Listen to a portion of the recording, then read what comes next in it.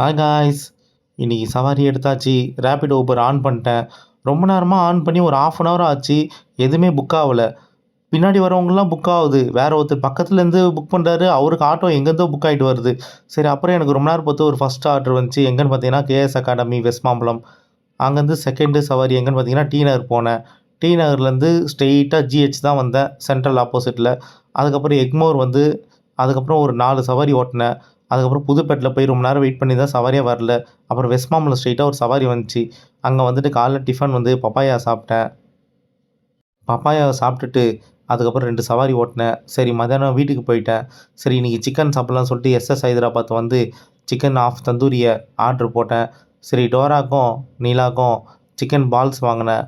வாங்கிட்டு பிரியாணியை பார்த்தோன்னே டெம்ட் ஆச்சு, சாப்பிட்லாம் போல். ஆனால் நம்ம டயட்டில் இருக்கிறதுனால சாப்பிடல. ஒன்லி சிக்கன் தந்தூரி மட்டும் சாப்பிட்டேன்.